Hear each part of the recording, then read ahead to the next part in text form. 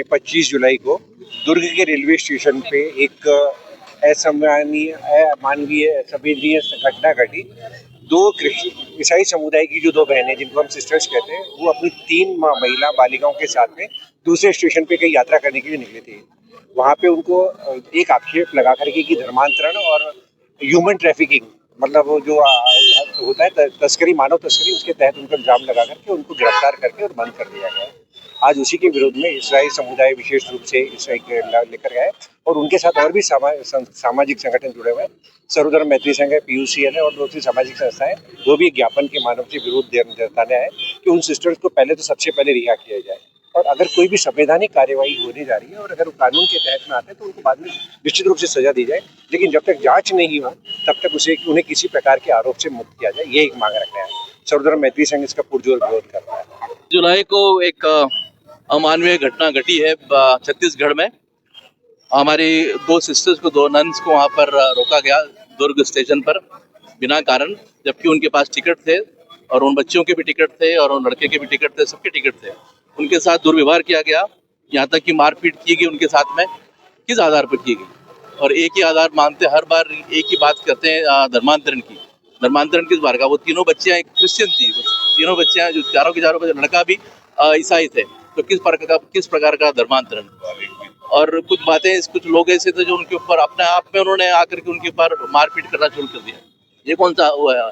हम भी इस देश के नागरिक हैं और अब हमारे जो संस्थाएं हैं, बहुत सी संस्थाएं हमारी क्रिश्चियन संस्थाएं हैं, जिसके अंदर से कई बड़े बड़े लोग, बड़े बड़े नेता वहाँ से निकले। वो क्या क्रिश्चियन बन गए क्या वहाँ पढ़ाई कर करके? सबों ने वहाँ पे, हम इस देश के अंदर शिक्षा के द्वारा, स्वास्थ्य के द्वारा और समाज सेवा के द्वारा हम सेवाएं दे रहे हैं देश के अंदर। और इस प्रकार की जो घटनाएं हमारे क्रिश्चियन समाज के ऊपर हो रही है, उनका विरोध करने के लिए हमारे अजमेर के जितने भी क्रिश्चियन समाज है, जितने समाज के लोग यहाँ पर उपस्थित हैं, उनका विरोध करने के लिए हम यहाँ पर उपस्थित हुए और ज्ञापन देने के हम कलेक्टर साहब को, माननीय माध्यम हमारे प्रधानमंत्री जी को, और आग्रह करते हैं छत्तीसगढ़ के चीफ मिनिस्टर से और हमारे देश की सरकार से कि इन सिस्टर्स के साथ न्याय किया जाए और उनको तुरंत जेल से रिहा दिया जाए। फादर, किस संबंध में आप लोग क्या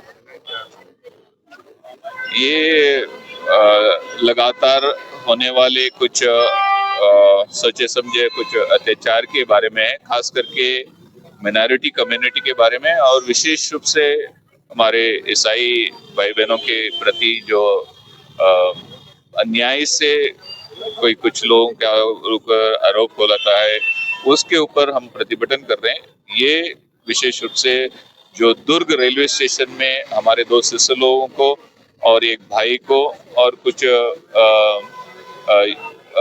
महिलाओं को रोक दिया था यात्रा करते समय, ये बोलकर कि धर्मांतरण का आरोप लगाया गया, ट्रैफिकिंग का आरोप लगाया उनके ऊपर, जो कि निराधार है, जो इसमें कोई भी सत्य नहीं। और ये आरोप भी लगाने वाले कुछ ऐसे कोई दल लगता है, कोई सरकार नहीं, कोई न्यायालय नहीं है, और उनके साथ जो व्यवहार किया गया है, दुर्व्यवहार, वो सबसे निंदनीय है। उनको अभी भी बेल नहीं दिया गया, जेल में अभी भी है, वो बंदी बनकर रखा है। जो सिस्टर लोग निस्वार्थ भावना से काम करते हैं, लोगों की सेवा करते हैं, शिक्षा देते हैं, समाज सेवा करते हैं, ऐसे लोगों पर बिना तथ्य के आरोप लगाकर उनको बंदी बनाना, ये हम उसका प्रतिभटन कर रहे हैं। न्याय के अनुसार यदि कोई दोषी। नमस्ते विजयनगर गुलाबपुरा। आज हम आपको लेकर आए हैं जहां आराम, खूबसूरती और बेहतरीन सेवा का अद्भुत संगम है। स्वागत है आपका होटल एन चांद्रा पैलेस, जो कि स्थित है near roadways, bus stand, Vijaynagar. Hotel का स्टाफ न केवल आपका स्वागत करता है, बल्कि आपकी हर जरूरत का ध्यान रखता है। साथ ही यहाँ का पार्टी हॉल आपके जन्मदिन का जश्न या किटी पार्टी के अवसरों को खास बनाता है। बजट लग्जरी 30 रूम्स, चाहे आप रात भर या लंबे समय तक रहो। यहाँ के कमरे आरामदायक तो है ही, साथ ही हर कमरों में एसी और हीटर की विशेष सुविधा भी उपलब्ध है। साथ ही होटल में ठहरने वालों के लिए रेड चिल्ली में विशेष फूड्स भी अवेलेबल हैं। साथ ही यहाँ laundry, doctor, taxi, attractive gym, TV in all rooms, parking की भी सुविधा उपलब्ध है। तो दोस्तों, जब भी आप विजयनगर में आए, होटल एन चंद्रा पैलेस में ठहरना ना भूलें।